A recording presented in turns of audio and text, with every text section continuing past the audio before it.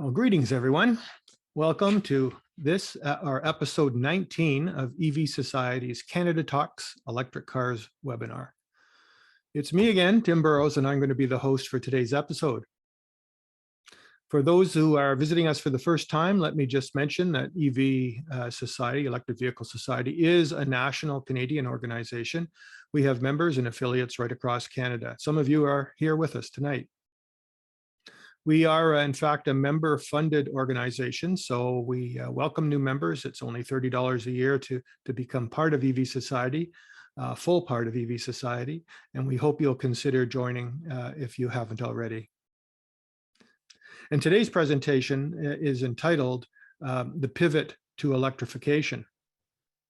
Magna International Inc. is a Canadian mobility technology company for automakers and is one of the largest companies in Canada. Can you imagine what it must be like for a major supplier to the automotive industry these days, who has to now manage somehow and navigate this shift from ICE to electric vehicles? Tom Rucker was appointed president at Magna Powertrain in 2019. In his role, he leads Magna International's Powertrain Group, which produces transmission and driveline systems and other metal-formed components. He began his professional experience as a manager for turnkey industrial plants in Germany and Venezuela. In the year 2000, he joined Magna Powertrain as the general manager for the group's plant in Saltillo, Mexico. Tom has held numerous positions with the former New Process Gear, a company acquired by Magna, with increasing levels of responsibility working in the United States and Canada. More recently, he has held executive level positions with Magna Powertrain, including Senior Vice President of the group's Metal Forming Solutions and Transmission Systems groups, and Senior Vice President for Program Management and Launch Excellence. He's a graduate from the Technical University in Berlin, where he received a degree in Mechanical Engineering and Business Administration. All right, Tom, welcome. Let's get you fired up here. There he is. Thank you very much, Tim. Much appreciated. Welcome. As I say, it's these must be daunting times, challenging, hopefully in a fun way, but a lot of work to navigate through the changes that lie right in front of us. Yeah, absolutely. I would say unprecedented change ahead of us, full of challenges, but also very exciting opportunities for sure. Great. We look forward to hearing all about it, and I'll get out of your way. Okay, thank you, Tim. And good evening, everyone. And thank you, Tim, very much for inviting me into your space to present in this webinar. Just a quick, Tim mentioned my title correctly. I'm president of Magna Powertrain. Unfortunately, this holding slide, I didn't have time to correct it. It says Magna International. So in case my boss is watching, listening today, I'm sorry, Vince, I'm not taking your position yet. I hope you find this content of interest. I had a chance to watch some of your previous webinars. I think there's a lot of interested people, very passionate about this topic. So I'm sure we'll have a good conversation at the end. I want to talk about how the tier one supply chain, so the big suppliers that supply directly to the automakers, how we're trying to pivot from what we call the traditional to the future product lines. And it's not only the product, but also different business models. Now, as Canadians, and I assume most of you here on the webcast are Canadians, you probably know a lot more about Magna than many other people do. We are a leading global automotive supplier dedicated to delivering new mobility solutions, technologies that will change the world. In fact, we're by far the largest supplier in terms of sales in North America, and approximately the third or fourth largest in the world. Our products can be found in almost all vehicles today and come from 347 manufacturing operations and more than 90 product development, engineering, and sales centers in 28 countries. We have more than 154,000 motivated employees or team members, and they are focused on delivering superior value to our customers through innovative processes and world-class manufacturing. So with that, let's get started. So global shift, global challenges. As we just said before, clearly the shift to electrification presents suppliers like us with very significant challenges, but also great opportunities. We are all working, I think, as people, as companies, as a society towards a hopefully a true north vision of zero emissions future. And this journey, I think, is accompanied by a couple of things. First, there are uncertainties in the regulatory requirements by region. And I want to say, still today, regulation or governmental requirements are dictating the the pace and in terms of electrification of the auto industry.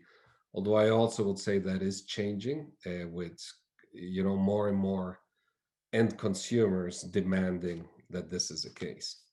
The other uncertainty is exactly what I just mentioned, and it's about what the consumer expects from a product and what he or she is willing to pay at the end of the day for that product. And how will consumers react once incentives are gone, for example, and what variants of propulsion systems would they want to see depending on the situation they live in.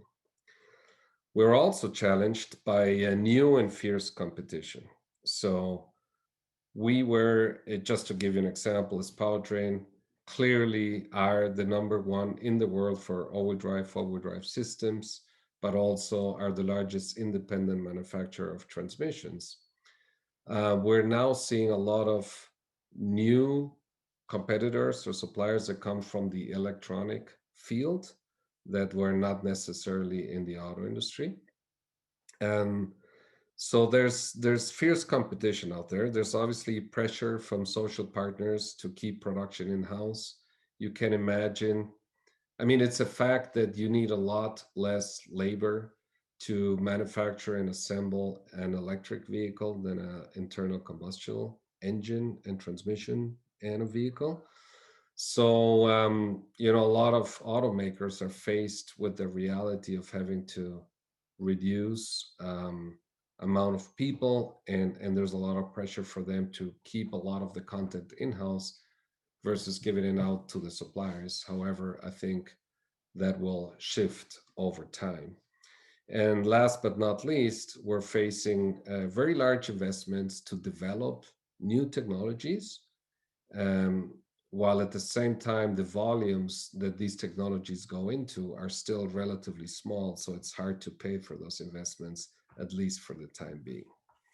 So let's look a little bit at the specific numbers. The transition from traditional internal combustion engines to completely electrified powertrains is clearly accelerating. I know you know that better than I do. You've been very involved in this, but especially in the last 2 or 3 years, I think the slope of the curve has definitely increased. So the speed of this transition, in our view, is driven by, again, regulatory requirements that also dictates which slice of the pie grows faster in what region. Secondly, the reduced cost of batteries and other components of the electrified vehicle. And last but not least, as mentioned, consumer expectations for clean mobility. The numbers are moving constantly. I think it's really hard to get, solid predictions. But as these factors come to play, we can see a shift from roughly 10% in 2020, so only a year ago, to about 40% or maybe more in 2030 of high take rates of high voltage vehicles. When I mean high voltage, I mean the three slices of the pies here. So obviously BEVs, battery electric vehicles, plug-in hybrids, and hybrid electric vehicles. We're kind of discounting in this definition here micro hybrids and mild hybrids. So let's dive a little bit more into what we call evolving consumer preferences. Vehicle functions, in our view, are becoming more and more important. And these are being used to differentiate OEM portfolios. So in the past, maybe some automakers would have been known for their V8 engines, their dual clutch transmissions, or their superb all-wheel drive capabilities.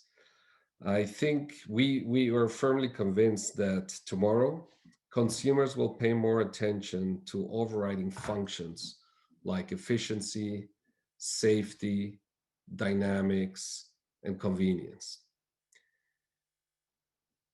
We at Magna believe that we need to be best in class on all of these functionalities in order to be successful in the future. Now, the good news is that electrification opens the door for companies like ours and others, of course, to address these functions via, for example, over-the-air updates, smart connectivity, predictive controls, and so on and so forth. And you will see that these different functions are all interconnected. Now, these consumer preferences also vary by region. And I think it's important because you will see later that in order for automakers and suppliers to address these differences, they'll have to maintain a certain flexibility. So if you look at the chart here, based on data that we have analyzed, for example, in Asia, you can see a fairly clear focus on convenience. In Europe, the focus is more on efficiency, safety, and dynamics, while in North America, predominantly people are concerned with safety and convenience. Now, as I said before, for automakers and suppliers, this is not a simple task to accomplish, but with modular and scalable platform approaches and software-defined vehicles, they can adjust to the market needs as needed. So what about Canada specifically? I mean, we all know that the government has pledged a ban on the sale of internal combustion vehicles in 2035, on the way to net zero emissions by 2050. You know, if we look at the chart here, I think it's pretty clear that in order to do that, this will require a very considerable shift in consumer preference. And to influence that consumer preference, I think we'll have to see significant efforts materialize in different areas. For example, investments in charging infrastructure, potential new incentives, and so on and so forth. Obviously, the topic of the hour today is the incentives that the Biden administration has announced for vehicles built in the US with union labor. I know there's a lot of efforts going on right now on the Canadian and Mexican side to find common ground on that. And our belief is that we will, as everybody knows, the automotive industry is extremely interconnected between Mexico, US, and Canada. That has made the industry very successful in all three countries. And it'll be very difficult to kind of have different rules in different countries within North America. And so we're pretty optimistic and hope that that gets resolved pretty soon. But obviously, there's a lot of anxiety in Canada and in Mexico right now around that. So I think an incredibly important topic, obviously, is sustainability. And there are many different definitions of sustainability. We look at sustainability from different components. Um, a- it's not only emissions, it's not only the product, it's also the process, but it's also our people, our teams, our communities, um, and how these are being seen and are being treated. Now, there's certainly no doubt in my mind that the auto industry as a whole is a big contributor, positive and negative, to global sustainability, especially if we take this broader definition as a basis. We like to look at it, as I said, from an holistical point of view. As the world moves towards different mobility solutions, we will place a lot of emphasis on complete sustainability, not just the pivot to electric vehicles, but also how are we benefiting the entire landscape, including transparency throughout the entire value chain, from our suppliers all through the end customer. Many companies have made recent commitments to carbon neutrality, also countries and regions, um, which is great to see. I'm really happy and proud also to announce that at Magna, we strive for carbon neutrality in Europe by 2025 and in all other regions by 2030. Now, you may ask why the difference between the regions. That has mainly to do with how clean, I guess, or the energy is that we use in our manufacturing process and with our supply base. And in Europe, we have already a high degree of renewable energies in our supply base, in our manufacturing process. That's why we're very confident to reach the goal in 2025. Rest of the world, we're working extremely hard to get there, but again, it's not our company alone. We need a lot of changes in the entire supply chain and also with governments. Um, we will, it's not only energy, of course, so we will achieve this carbon neutrality through activities such as zero waste of landfills, reducing water consumption, minimizing industrial contaminants, and others. A key area also of sustainability, as I mentioned before, is the responsibility that we owe our people, both those in our teams and in our communities. And by upholding the principles of our Magna Charter, we will continue to make huge strides in this area. Now, to go a little bit more in detail about the topic of sustainability, it is important, I think, that we don't focus only on the what we call tank to wheel emissions, as typically we've done in the past, but we need to look at the total life cycle analysis from the mining of the different energy sources all the way through the recycling of materials once the vehicle goes out of its useful life. We look at the phases of the vehicle's life, its emission of CO2, and how it's reflected in current and future regulations. And we can differentiate here 4 different phases. The first, obviously, is the production. The second is the energy transformation related to the propulsion system. What I mean with that, is it a battery electric vehicle? Is it a hybrid? Is it maybe a fuel cell? Is there an eco-fuel vehicle? And so on and so forth. And obviously this consumption happens through the driving cycle. And then recycling at the end of the vehicle's life. If we now add the energy demand required to produce and recycle all parts of the vehicle, we're talking about this total life cycle analysis. Here again, there are huge differences depending on the type of powertrain and the source of energy used. It's pretty interesting that today, depending on the source of your energy, and if you take into account production and recycling, You could even argue that certain variations of ICEs have a better total life cycle analysis. But obviously, the more you move into renewable energies, the bigger the advantage for electric vehicles becomes. And if we all agree, like I said before, that we're striving towards a zero emission future with 100% renewable energies, I think that's the true north analysis and the true north goal.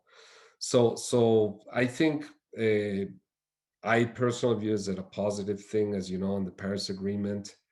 Um, the participating nations have taken this holistic viewpoint, and the agreement targets overall CO2 reduction, including energy provisioning, vehicle production, and vehicle operation.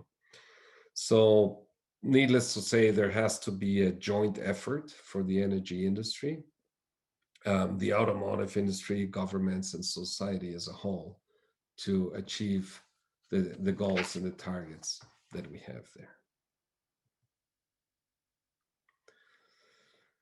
Now, talking a little bit more about the challenges that we are facing, um, clearly the rules of the game are also changing almost every day for us.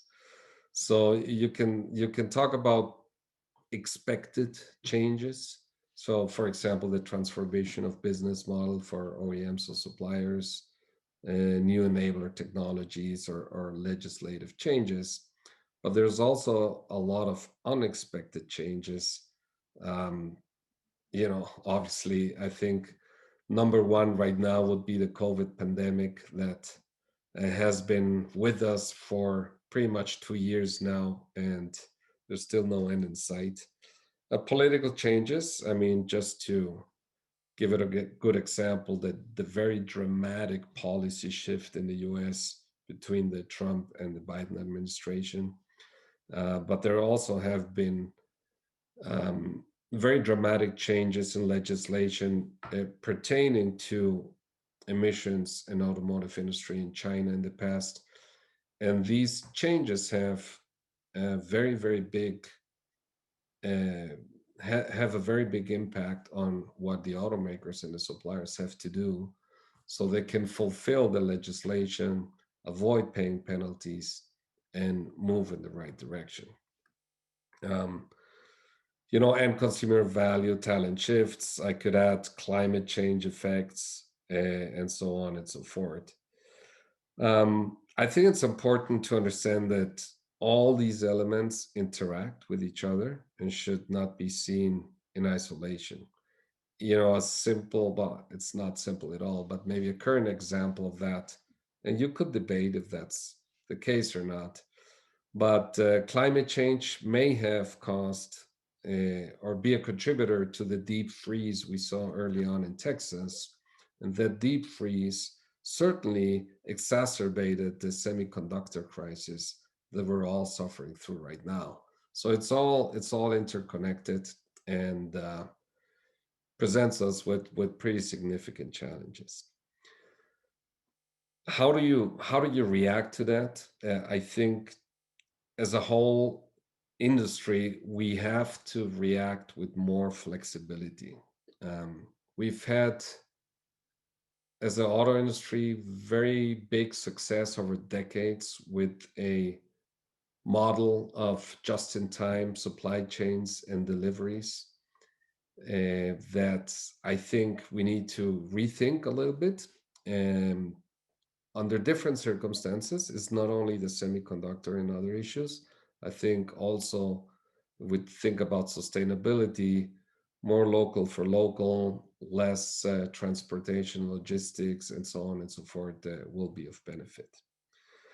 Um, we need various product and technology paths at our disposal and a workforce that can deliver the complexities of such a highly sophisticated product, right? So when I talk about technology paths at our disposal, you will see later on with some examples that at least we don't believe that there will be one solution for all vehicles across the globe. So you need to have a certain portfolio to to accommodate what's coming at you. And if you think about talents and people, clearly we're shifting from a mechanical knowledge to a software and electrical knowledge, and that's not an easy transformation. I can speak for myself. I'm a mechanical engineer, and electronic stuff doesn't come that easy to me. So, giving you a little bit of an example, I'm not going to go through all the detail of this chart, but the intention is to show to you the complexity of solutions that we need to design and provide to our customers so they can cover different markets.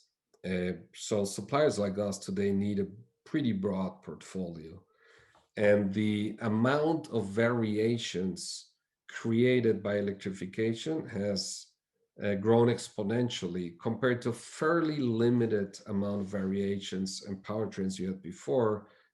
Front wheel drive, rear wheel drive, all wheel drive, couple of different transmissions, and off you go.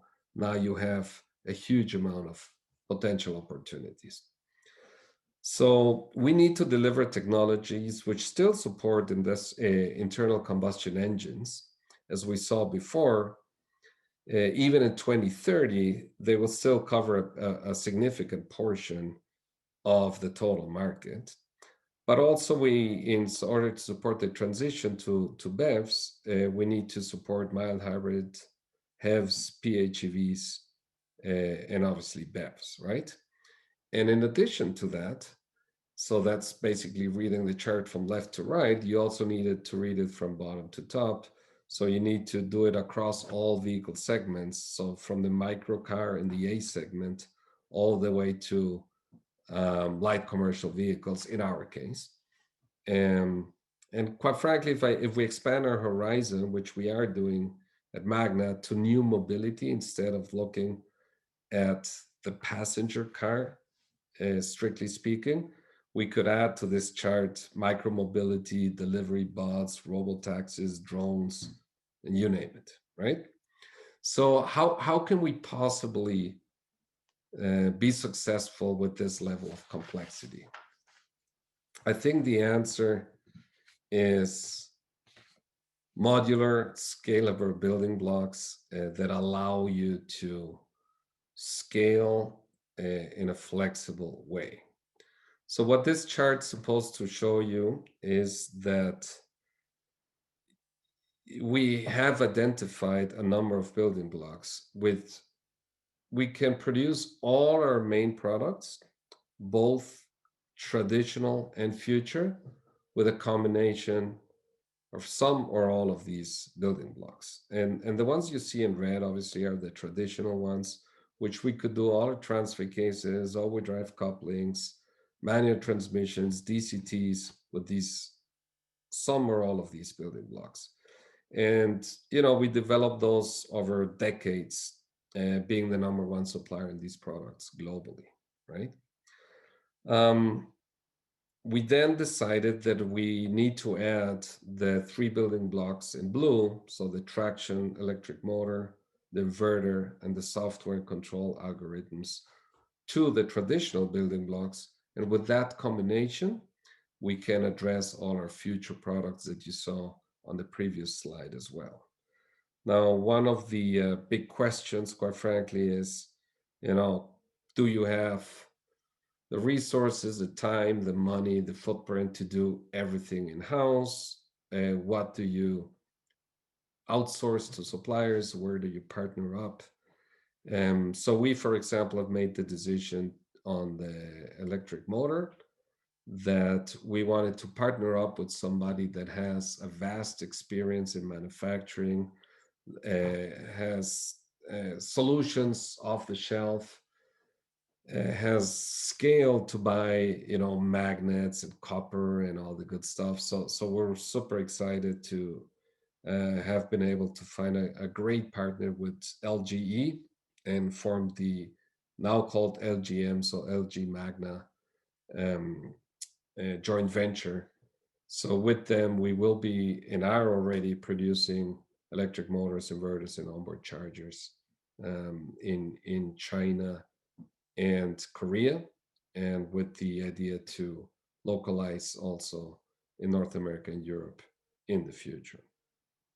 So yeah, you have to find a way, and the automakers are doing the same to try to assemble platforms or building blocks that you could hopefully reuse, because as I mentioned before, there's a tremendous amount of investment and development required to get these new technologies on the road. Another big topic here is software. So, achieving best-in-class standards would require more than just good hardware. We also must shift to intelligent powertrains. And the key differentiators for electrified vehicles are the functional attributes that I talked about before. And most of these are achieved with software. Don't get me wrong, you need the right hardware, but you can do a lot with software. So the automotive industry for the first time is now competing with the tech industry for talent. We're looking for the same engineers that Google or Apple are looking for, and we're competing with them for salaries, flexibility, work-life balance, and more. Right? So we have a lot of work to do to position ourselves as a technology company versus an automotive supplier. A lot of these young people and talents don't necessarily see the automotive industry as a tech sector. So, but it is clearly.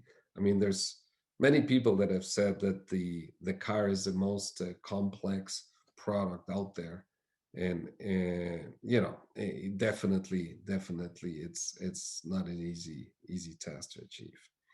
So this people shift is, I think, the most significant change in the transformation.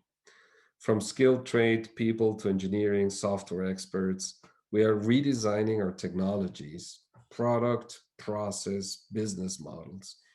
And we need many very talented people. We do have a lot of talented people in Canada, and a very good education system, and we work closely together with different universities and colleges. But we're also currently looking for a lot of people in those different areas, right? Um, just checking on the time here. Just a good example of these software approach on products.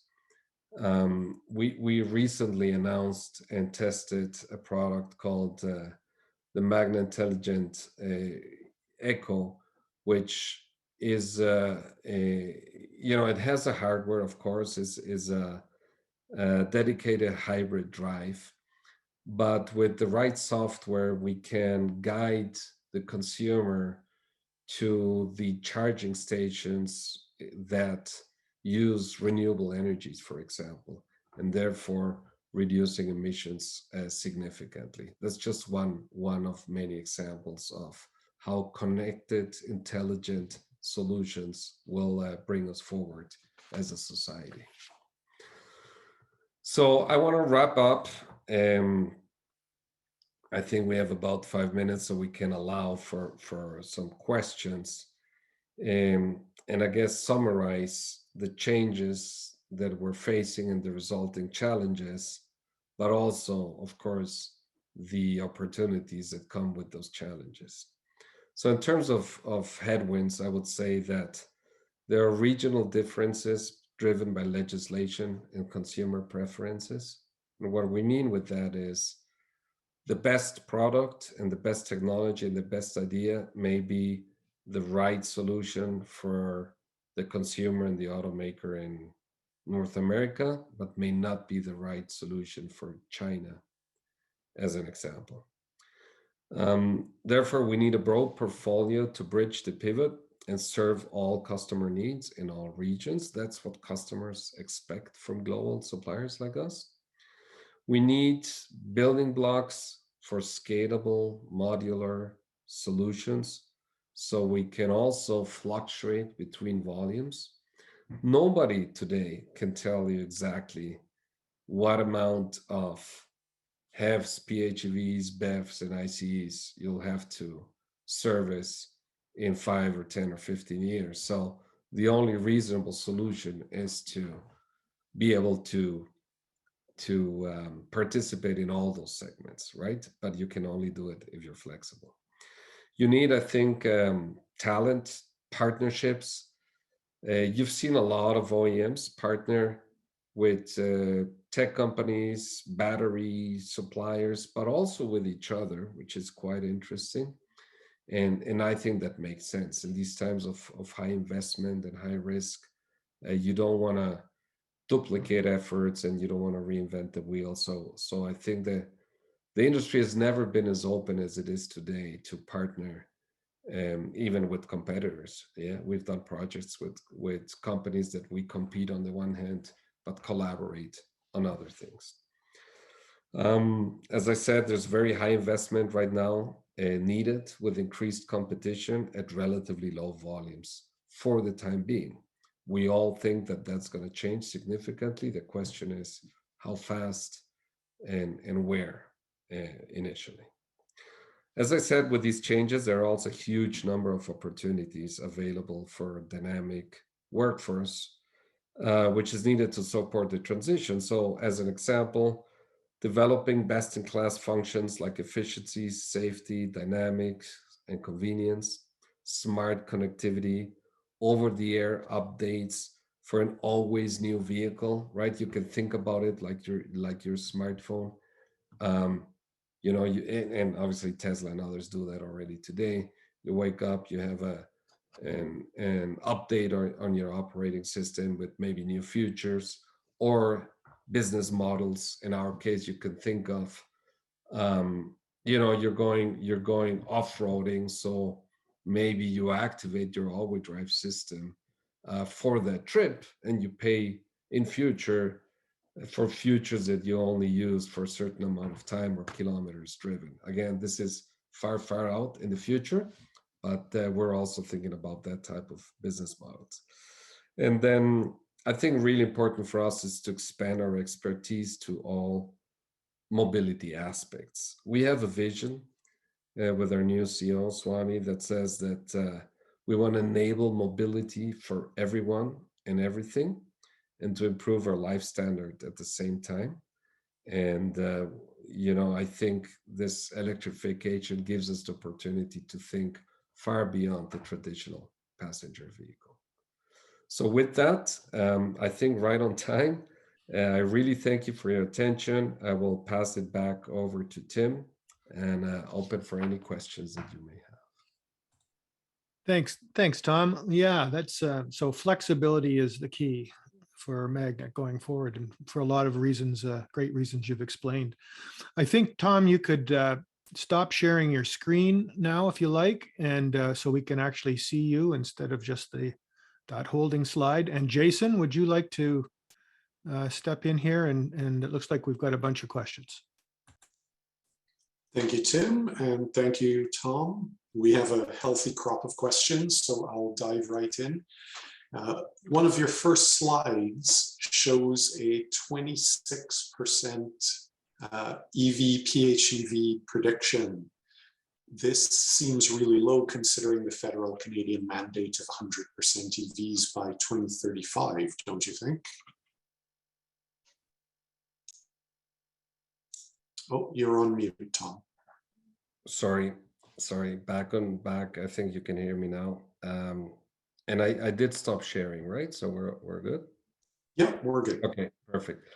Yeah, I agree. That's exactly why I showed this slide. So I think there's a little bit of a discrepancy between the aspirations and the announcements and what we see today as data. Now, this is, we do our own predictions as Magna, or analysis, I should say, but obviously we get a lot of our data from a lot of experts and forecasting services like IHS. We talk to our customers globally. So this is a picture we see today, and obviously it can change, but we do see that a lot of things have to change if, in fact, we want to have zero internal combustion engines by 2035. Now, Sometimes it's a lot about the definition, right? You hear companies saying, hey, 100% of my vehicles are going to be electric at certain point in time, but they don't necessarily define what that means, right? So they can have a mild hybrid start-stop mechanism and they classify as electric. So I think also standardization of definitions will be part of that answer in the future. Great, thank you. Next question is a quick one. What parts are you supplying to Tesla, if any? Yeah, that is actually an interesting story. We did develop the first e-drive and transmission for Tesla a long time ago. I was in Syracuse, New York, so this must have been somewhere between 95 and 2000. But at the end of the day, we decided to go separate ways. So to make a long story short, as Magna, we do deliver certain components to Tesla. As Powertrain, we do not today. Next one, EV battery reuse and recycling is a critical consideration. Has Magna started down this path? And if so, can you provide some insight as to what you're doing and what your future plans are? Yeah. So we do not we have this. We do not produce batteries today. We do have a exploding, very fast-growing segment of battery enclosures within our Cosma division. So Cosma division is mainly focused on chassis and structural frames. So we've come up with a great solution that combines the battery enclosure with the structure of the vehicle, and do a lot of stuff there. But we are looking at, I want to say, different areas where it can influence the longevity of the battery with onboard charging, software, connectivity. But we decided specifically not to go into batteries or recycling of batteries as Magna. Okay. Next one is, it says, thank you for the presentation. Magna makes vehicles that get other makers' badges put on them, but where does Magna source its batteries from? Yeah. So we are the largest independent assembler of complete vehicles in the world. We have a big vehicle assembly plant in Graz in Austria. For example, the famous Mercedes G-Wagon is originally a Steyr-Daimler Puch vehicle. It's a company that we acquired, but many other brands. By the way, we don't make our own vehicle. We could make our own vehicle. We don't make it because we don't want to compete with our customers. In terms of the batteries, so for all the vehicles we make for our customers, we source the batteries where our customers decide to source them. So we just do the design, engineering, and assembly work, but we don't decide where the batteries come from. So they're essentially provided, or at least spec'd by the customer. Yeah, exactly. We would call it a directed buy. So they basically tell us where to buy them, right? Next one is an interesting one. Is Magna building the Apple EV? I can't comment, right? Specifically for obvious reasons. What I would say though, you probably know that we are going to build the Fisker Ocean at our facility in Austria, and we have a huge content. So obviously also the electric drive units, both secondary and primary, so front and rear, come from Magna Powertrain, but we do a lot of content in the vehicle. But what I would say is that I think because of our global and total vehicle engineering and assembly capabilities, new entrants like Fisker and others, we talk to all of them. They all talk to us. Let's put it like that. Does Biden's EV tax credit even matter to Magna, given that most of your production facilities are already in the US and the tax credit is related to final assembly versus Magna being a parts supplier? at the end of the day, you know, in North America, we're fairly evenly distributed in terms of amount of plants between Mexico, US, and Canada, and also fairly evenly distributed in terms of amount of people. You know, one of the big things we do say as Magnus, we don't want to make long-term footprint decisions based on politics, because as I mentioned before, politics change fairly quickly, right? Just think about where we were a year ago in the US to where we are right now. It's almost complete opposites. So, but I also would say, as a proud Canadian company, we definitely put a lot of weight and effort together with the Canadian government to make sure there's a level playing field out there for all three partners of North America. So yeah, we just want to make sure that you know, current agreements are respected and upheld, and I think as I mentioned before, ultimately that will be the case. Great. The next one is Magna involved, or I assume impacted, by the current chip shortage? How do you think that this bottleneck can be resolved? We are very much impacted. I want to say, fortunately, in the entire Magna company, we did not, throughout 2021, come in a situation where we were directly responsible for not being able to deliver parts to any of our customers.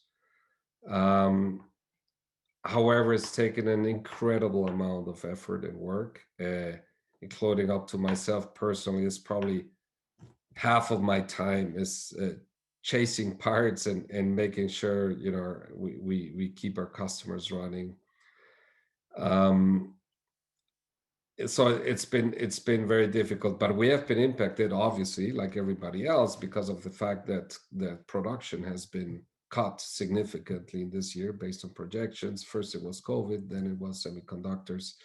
So it has hit our sales numbers for sure, and our profitability.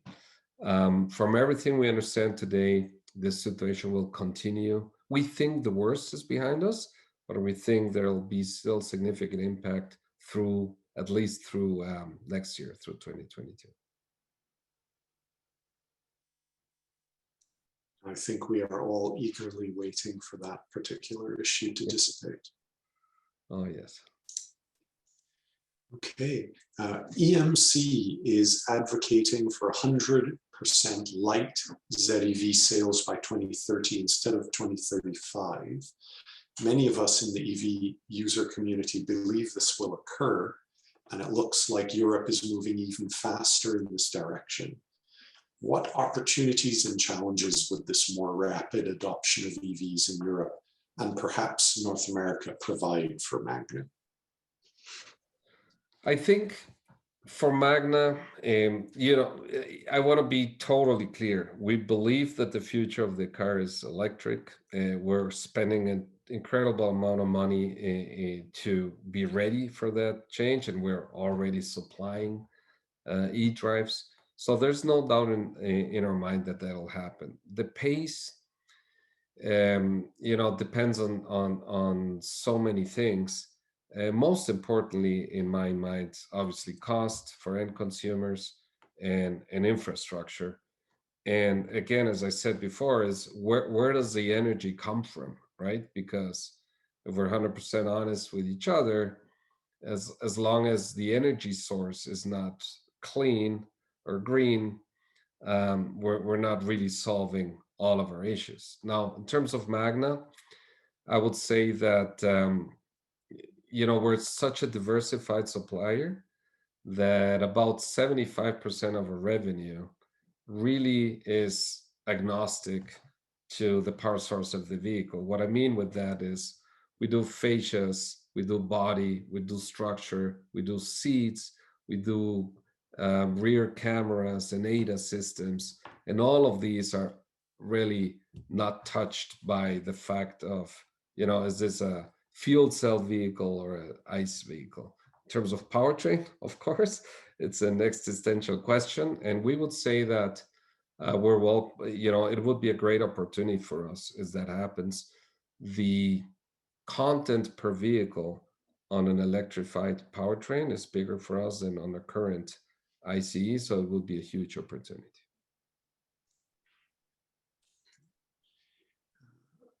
Douglas writes, based on my 2020 study published in the American Journal of Vehicle Design, there's a need to move to new materials that make up EV builds so that range is increased. How is Magna going to address the use of new materials in EV parts? That is a great question, and has been a big focus of ours as Magna for many, many years. I think we're one of the leading technology suppliers in that regard. We just won technology awards this year, PACE awards for our composite liftgate technology, and also the battery enclosures from Cosma that I talked about before are pretty unique in terms of the combination of dissimilar materials in a manufacturing and welding process. And it's all obviously geared towards weight reduction and trying to compensate for the added weight of the battery. So given the fact that we are the largest supplier in the world for structure and body, but also exteriors, I think we have a huge opportunity. And I would say we're probably one of the leading suppliers global that's driving new materials for reducing weight in the vehicle. I think it really goes without saying that you do a huge amount of R&D in that area and many others. Right, that is correct. Yeah. Great. On the software side, your customers are also hiring software engineers to develop their own platforms. What will your engineers work on that's not duplicative to your customers' own in-house efforts? Seems like at the end of the day, they will only use one software system, and seems like they would rather control it themselves rather than outsource it. That is a phenomenal question. All the questions have been great, by the way, but I say because it's a question that I think about every single day. And first of all, I think it's important to realize that our products today, let me take a dual clutch transmission, for example. I want to say more than 50% of my development cost is software already today. And I'm talking about a mechanical traditional dual clutch transmission, right? Because we do basically all the control software and how it integrates with the entire vehicle, with the brakes, with the ABS, predictive, ADAS, and so on and so forth. So we're just taking it a step further with electrification. But there is an extremely valid question in terms of, what's called the EE architecture of the vehicle is certainly changing from different nodes to a central computing system, and that's probably where the question comes from. And I still believe there's certain areas that the customers will want to keep as own know-how, and there's certain areas that suppliers have to, as they have in the past, but even stronger, have their own abilities to make sure the systems work together. And at some point in time, there's an interface, which is very complex to handle, but we're doing it today. So we just launched a hybrid double clutch transmission in Europe with BMW, and the amount of collaboration and interaction on the software side is amazing. So there's, I don't think there's a duplication. I think we come with the expertise of the control units of our system and need to make sure they integrate into the entire vehicle. I always feel like the Grinch this time of year. I feel like the Grinch to say we're getting close to the end and we're going to have to stop this. But is there a quick one, Jason, you can slide in there? Just I'll throw in this last question from Glenn. He said, did you almost say that ICE has a better life cycle impact? What I didn't almost say that. What I said is that depending on the source energy and you know, the recycling, you have to look at the total life cycle. And as I said, we're 100% on the electrification side, but the curve gets better and better for BEVs the more and more you have renewable energies. I think that's an obvious statement. 100% agree, and I think it's worth emphasizing that because people often get confused. Right. Thank you again for answering all of the questions. Thank you everyone for submitting, even if we didn't get to yours. We appreciate it. And back to you, Tim. That's great, Jason. And thank you, Jason. That's you always do a great job taking us through those sorts of questions. And Tom, that was just wonderful. A really good overview. I want to ask one quick question. You already answered it, but I'm coming at it a different way. In your opinion, what would you say, aside from batteries, is the biggest single bottleneck to more rapid EV adoption from a supply chain standpoint? I would have said charging infrastructure, I think, is absolutely huge. Now that doesn't necessarily address your question about the supply chain, right? So outside of batteries on the supply chain, you know, we will have to see how it evolves with, for example, rare earth metals for motors. That could be a big one, although obviously there are new technologies that are designing away from those, right?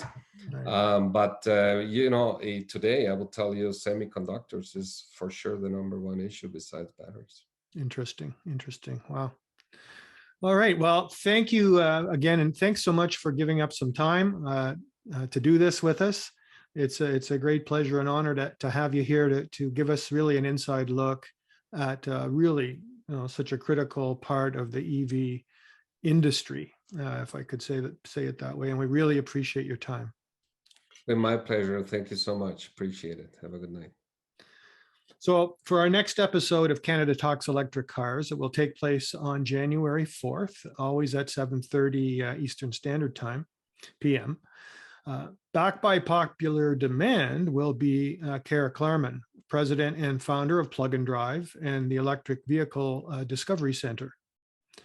Kara is going to draw on her considerable experience in the electric vehicle market to envision sort of the key steps that she thinks Canada must take to take full advantage of this emerging industry of electrification. So for the rest of you, thank you all again for joining us for this episode today. From all of us at the Electric Vehicle Society, and until next month, stay well and have a wonderful holiday season. This concludes today's webinar.